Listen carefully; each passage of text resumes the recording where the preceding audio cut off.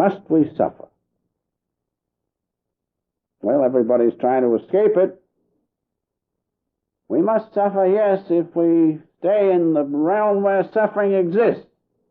In the duality of consciousness, certainly we'll suffer. But let us first discuss two commonplace experiences, which each and every one of us have. First, the dream consciousness, and then the moving picture. I repeat these things because the Master always said to me, don't forget these two things as you talk to people. The dream consciousness and the consciousness of the moving picture. Therefore, there must be something in those two states of consciousness which will help us in answering this question, must we suffer? Let us first, just for a few minutes, discuss the two states of consciousness. First, the dream consciousness. If you will remember this, you'll understand why you're suffering, and you'll understand how to get out of suffering, and I hope you'll get out of it. The dream consciousness is simply your own consciousness, manifesting as dream. And the light of the Infinite Father flowing through the little films, subconscious films, produces your dream. And when you dream, you know and I know that sometimes we're identified with the dream in a tremendous way. We suffer, we feel we've been chased by snakes and all sorts of things. And it's real. Suddenly you wake up. Where is it? But when you were in that state, you suffered. There are two things to realize. When we are in the state of dream consciousness, identified with it, we suffer. When we break that consciousness, we realize that the dream is what? This is the important thing. The dream is your own consciousness. That's all. And the light of your consciousness flowing through the little films produces on the screen of space in your consciousness this drama of the dream. The thing to realize is the dream is nothing but your own consciousness forming these various shapes, and you give those shapes and shadows and shapes reality. And so it is with God's dream. This cosmic dream is his own consciousness, manifesting through the medium of light, producing light and shadow with all the multitudinous aspects of this cosmic dream. Doesn't seem possible, but it is. So, if you want to escape pain and suffering of this cosmic dream, what do? You break the dream. You get out of it. The minute you get out of it, you'll realize that only in the cosmic dream will you suffer and have pain. So, as in our own dream, realize we are made in the image of God. We are his children. It is his omniscience, as the Master says, which is our omniscience. Therefore, we can say it is God's consciousness, which is our consciousness. And as God is dreaming this cosmic dream, just so do we dream our own little dreams. And so we are a part of that great cosmic dream. And it is God's consciousness that is in us. If we can break the cosmic dream, we will realize the one substance from which all things have come, the one abode of light. Realizing that, we will understand pain and suffering as a product of outward duality of consciousness. And if we're wise, we'll follow the techniques of self-realization and get out of it. As it says in the Gita, Krishna says, all men walk the earth deluded, get out of it. Get out of my dream, he says. And so, remember that state of dream consciousness, because the Master wanted us to remember. It's the easiest way to understand the duality of life and the duality of existence. Now, the other illustration is the motion picture. You know the beam comes from the projection booth. And as it hits the screen, it produces light and shadow, and you give the reality from your own senses within. Now, what is the reality of that motion picture? The real thing is not the shadow which you see, but when you identify yourself with that shadow, you suffer. You see the women going crying at the movies, the one with the light and shadow, imagine it.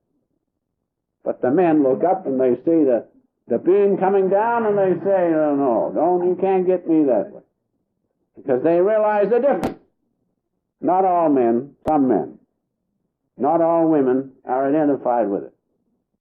Now I think we can go on. But realize those two states of consciousness, the dream and the motion picture. Don't think, oh, that's simple. No. The Master would not have said that if he did not want us to remember it. It will help you tremendously. Get into that beam of cosmic light. You're one abode of light. That's your home. And that light is you. Only God has suggested that we look at the picture, the cosmic picture, and we've finished it off by identifying ourselves with it. We have to break that attachment. Then we will know and realize how to escape pain and suffering. So our conclusion is this, that pain and suffering come only when we are identified with the duality of consciousness, of the cosmic dream, and not when we know the one underlying reality, the one light from which all things have come. It is simple. If you want to escape suffering, know that light. Know that one abode of light. Know that cosmic home where you belong. And you can know it right here in this existence. Realize that. Now a word or two about anesthesia, which is another good illustration. If you remember this, it'll help you in overcoming, rising above suffering. If you have something on your finger that's bothering, if you can block off here with an anesthetic so that the nerve impulses will not carry to your brain, then you will be relieved of pain and suffering. Or you can take a gentle anesthetic, which does the same thing, only it does it in the brain. It prevents the jumping across from the little pain spots in the brain to the mind. The pain is not in the brain. The pain is not in the finger. Oh, it isn't, is it? You know, it isn't there. So the next time you pound your finger, just say, the pain is not there. But then carry it on and cut off the life force and you won't feel it. The pain is in the mind, or in our own consciousness within, in the senses, which are not in the brain. They're in that inner part of us, the spiritual part of us, let us leave it there. But in the brain there are these little spots, pain spots they're known, and in the mind or in our inner self are the corresponding spots, and it jumps across. So the general anesthetic cuts off the jumping across, the local cuts it off here. It is all preventing the life force from reaching the brain. And if we can do that, then we can overcome and realize that pain and suffering are not in this outward body, but in our own inner being. Realizing that, we can understand that all pain is mental. Realize that. Pain comes from the telegraphing through the nervous system of sensation, which reaches the pain, jumps across, and we know it as pain. Likewise, pain comes in the mental side of us, from memory thoughts, without any external contact of sensation. Pain comes from remembering certain things, certain states of consciousness which we do not like. So as the Master says, pain and suffering. Pain is an unpleasant mental state of consciousness, that's all. An unpleasant state. So whenever that state of consciousness comes, we suffer pain. But pain comes when we are in the duality of consciousness. That's the important thing. Now, if you can stop the mental thought, the mental flux, there'll be no pain. There is no pain in the unity of God's presence within. The pain is in the duality of consciousness, and the mental part of us is in the cosmic dream. If we can still the waves of thought, still the flux of thought, as the Master says, pain cannot touch us because pain is in duality of consciousness. There is no pain in the light of God, or our one abode of light. That great light beyond the moving picture, there is no pain. The pain, remember, is in the duality of consciousness. Rise above that, and then you will realize that you have no pain. The pain is a delusion. It's a suggestion. As the Master says, an unpleasant mental state created by God. And so we must realize that. Know it as what it is, a state of consciousness in the duality of consciousness, not in your real path, which is God's eternal light within you. If you can know that, make it dynamic to your consciousness, then you will understand pain and suffering, and you will be able to get out of it. Lord Krishna says, get out of my delusion. Get out of the cosmic duality of consciousness into that one abode where pain does not exist. Pain realized is in the duality of consciousness. And so if we can prevent the mind from being impressed with sensation, then we can escape pain. And we can do this how? By withdrawing the life force and consciousness from the body at will and stilling the waves of mind. If we can do that, then pain can be controlled and we can rise above it. We have the power to do it. We have the techniques of self-realization fellowship which give you definite methods whereby you can do this. I will not go into those this morning, just to say they are there, and everybody who practices them and gives a decent amount of time to them will be able to prove this one thing, that you can rise above duality of consciousness where pain exists into that realm of God's light and love, where pain can't enter because there's a unity of consciousness. It takes the duality. It's the like and dislike which gives the undesirable mental state, you see. If you like a thing, fine. If you dislike it, I don't like that. Duality of states of consciousness, that undesirable state, God has made unpleasant to us. So we call that pain and suffering. If we can rise above duality, then we will rise above that realm where pain exists. And that's the way to control pain and suffering. God, as the Master says, created three states of consciousness: pain, pleasure, and indifference. Most people are in one of these states. They're on the wave of pain, everything's wonderful. Of pleasure, everything's wonderful. Pain, indifference. On those waves of consciousness we find ourselves. In the duality of consciousness. But if we can rise above that into the unity of God's presence, and not be up and down with the wave, next time you feel awful good, watch out. The wave comes way down again, and you'll be way down. Keep it even. Don't be in that duality of consciousness. Don't be identified with it. You can say, oh, I'm having a wonderful time, but inside, watch out. Be careful. When you're down, don't get way down. It'll come back. It always has. It always will. But the surest way is to know God as the unity of consciousness, wherein there is no pain or suffering. Now we come to the point, some reasons why God created pain. These are very important. People say, what kind of a God is it creates pain? Well, he had his reason. And the greatest reason is that we go back to him. If he didn't create pain, we'd all stay here. It'd be pretty good. But if we realize and run up against pain sometimes, we want to get out of it and go back to God.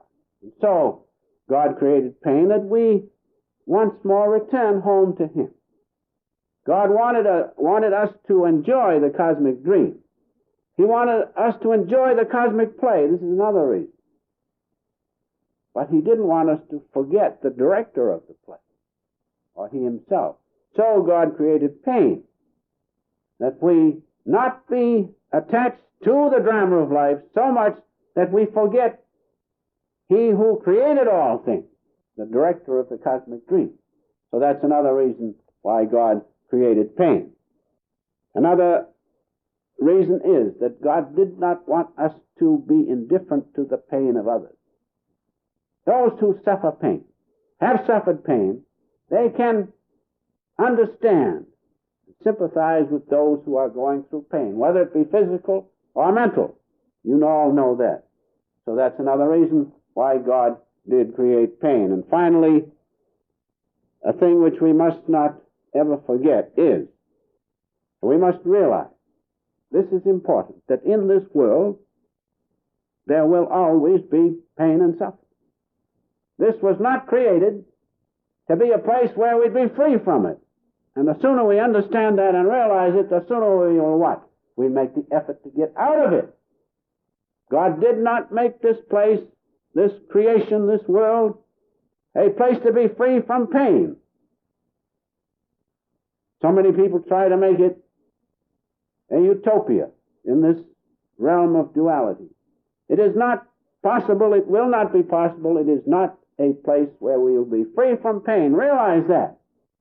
If you understand that, you will make the necessary efforts to get out of it, to rise above the delusion of duality.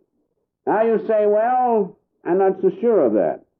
Well, we have the scriptures and Jesus' own words when he says, in this world ye shall have tribulation. But he also says, be of good cheer. I am overcome the world. So this world is not a place that we will be free from pain and suffering. It is a place of tribulation. And I second that motion. It is a place of tribulation, but it is a place whereby from which we can escape, if we remember Jesus' words. As he says, be of good cheer. I have overcome the world. That simply means he has risen above the duality of worldly consciousness. And when he says, I have overcome the world, he doesn't mean the personality of Jesus. He means the Christ consciousness from which he speaks overcomes worldly consciousness and duality. In the Bhagavad Gita, we also have the same thing as I read this morning. All men walk the earth deluded. God created it that way. All men walk the earth wholly deluded. Created that way by God. Don't you see, this is a place wherein there will always be delusion and pain and suffering. Then, just as Jesus said, be of good cheer, I have overcome the world, Lord Krishna says, get out of my delusion. He wouldn't have said get out of it if it were not possible, would he? Certainly it is possible. And the wonderful thing is we have in self-realization the ways and the means whereby we can, if we will, rise above the duality of consciousness, pain, and suffering. Now we come to the point, ways of escape. Ways of escape. We should realize this one thing before we take up those 2 or 3 ways of escaping pain, is that pain is our greatest friend. Pain is our greatest friend because it is that pain which spurs us on to get out of this place where we'll never have anything but pain and suffering. I mean, we'll never have that peace of God's presence. So isn't that our greatest friend? The Master is our greatest friend. The Guru is our greatest friend. Why? Because he tries to help us not from a personal method, but from the dictates of God. That he lifts us. And he doesn't spare us. Ordinary friends, well, they spare you sometimes, but the Guru does not. But he gives you something real in the end. He enables you to rise above this duality of consciousness in which there'll be no peace, into the one presence of God which he knows. And in that we will find peace and joy and escape from suffering and pain. Now there are other ways of escaping pain which I have made notes of here. First, make the mind strong. Make the mind strong. If you're sensitive, you're going to suffer. If you're sensitive, you're going to suffer, whether it be mental or physical pain. You know, some people, you can't hurt them very much. Others, the least little thing, they suffer. Why? Because they're sensitive, that's all. You take the mothers and the children. They suffer when the children suffer. There was a great surgeon in Boston, Dr. Richardson. He used to, I remember distinctly, the Master's General, we used to go there Saturday morning to watch him. And when it would come to appendectomy, I think that's the big word, appendectomy, he said, every time I do this, I feel it myself. And he died from it. So don't be sensitive. Don't be attached. The mothers are that way with their children. And so If you can overcome being sensitive, you will suffer a little, but nothing like you will suffer when you are attached to the duality of consciousness. Now we have another point which we must not forget, and that is that the greatest immunity against pain and suffering is to know God. The greatest thing we can do to escape pain and suffering is to know God. Why? Because in Him there is no duality of consciousness. There can be no pain and suffering. And so that's the greatest thing to remember in escaping pain and suffering, is to know God. Know Him. You say, well, how? You have the ways and the means in self-realization. There are many, many devotees who will tell you that there you can escape even the worst pain. It's difficult. But even if you have to take some pain, if you know God is with you and feel Him, it's like having your mother with you when you're suffering a lot. It's not half so bad. So the greatest thing in overcoming, or rather escaping pain, is to know God within. Go back to God. Go back to God. Know His presence dynamically. We know He's with us through the intuition of our soul and through our intellect even. But especially through the intuition of the soul, we know God is with us. Everybody knows that's got any sense nowadays. But you have to make Him dynamic to your consciousness. You have to feel Him. And you have to know it is God who is you, who is your omniscience, who is everything. As the Master said, never leave His side. God is the greatest thing. Never leave His side. You can't breathe without Him, He says. He knows everything you need. He knows your wants better than you know them yourself, says the Master. Therefore, you can see that the greatest way to overcome pain and suffering is to go back to God, from whence you have come, in a conscious way. Dynamically make Him your own. His presence is in us. His presence is the great cosmic sound and light, and His love is in us. His great love is before us. Know that, so that you can be in it all the time. Then if you have to suffer a little bit, not half so bad. God is with you. And so the greatest thing to realize in studying this subject must be suffer. Know God. Know Him in a dynamic way. And so, in conclusion, realize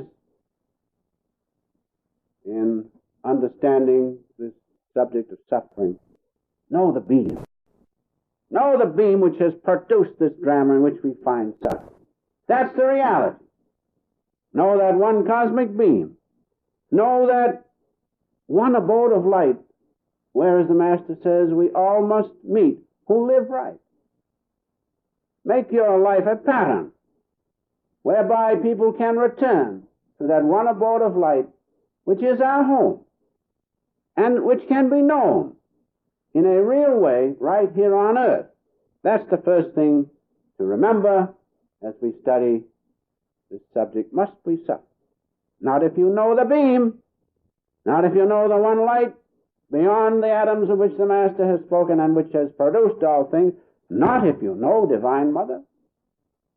When you see her light spread all over, the great cosmic light, which is the Holy Ghost, Divine Mother, when you see her respond, lightning flash, glimmers in thy face, seeing thee I am thrilled through and through, that's the place where you can escape pain. Know Divine Mother, know that great cosmic light, one abode of light. It can be done by following the techniques of self-realization. Then you will understand suffering. You will never fear it. Because when you know that which has produced a thing and can get up into it, so to speak, and merge in it and be one with it, you fear none of its byproducts, none of its properties, which we name as pain and suffering. Also, another thing to realize is that one abode of light is our home, but we're ostracized from it. That's why we suffer. We've forgotten the director. of that great cosmic show, of this great cosmic show. We must once more make its acquaintance in a real dynamic way. The Master has written most wonderfully in his little book. The Master said a few words which point this out so wonderfully. Enter into this quietness and sit there in meditation. In your one abode of light, it's right within you. There's nothing far off.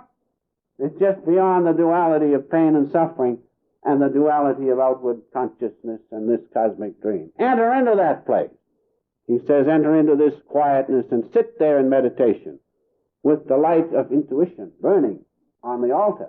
There you will see and feel, as he says, eternity and I, one unbroken ray, one unbroken light. That's our abode of light. In that there is no pain and suffering. The Master says, enter into that. Then he goes on. This is most wonderful. I hope you'll remember this one thing from this little talk this morning. There is no restlessness. There is no searching. There is no striving there. Imagine it. This world is made up of what? Restlessness, searching for this and that, running here and there, striving to outdo somebody else before they outdo you. But in the great light of our one Father, the one abode of light, we find none of those things. Isn't that wonderful? Then he goes on. Come into this temple that was not created by man. Man makes a mess of it, but God doesn't. We forget the director, don't you see? So the Master says, come into this temple that was not created by man. Come into the silence and solitude within, and the voice of God will talk to you. You want to escape pain and suffering? Know God. He will talk to you in that abode of light. These are not idle words. These are the Master's own words, who realized that one abode of light and knew God. And so he says, come into the silence and solitude, and the voice of God will talk to you, and you will know the invisible, the abode of light, the invisible has become visible, and the unreal has become real. Isn't that wonderful? Think of it. You want to escape pain and suffering? Know God. That's the greatest thing that anyone can tell you. Know God. Know Him. In your meditation, you will find, if you persevere, you'll find you'll reach a point where you can see clearly. As you go up, you'll see the light of the infinite, the one abode of light. You will know then that unreality has become real. You will see that, and you will see down this side as the unreal, the duality of consciousness, definite steps. If you can reach that point, then it's only a matter of making that other permanently with you, not occasionally, once in a while. And so, in conclusion, to understand pain and suffering, get out of the duality of consciousness. Know God. Know Him. He is in you. He is your own consciousness. He is your own breathing, your own feeling, your own willing, your own tasting. He is your life. Thou art my life. Thou art the one thing which I want, O Father. For thou art real, and in thee there is no pain, there is no suffering.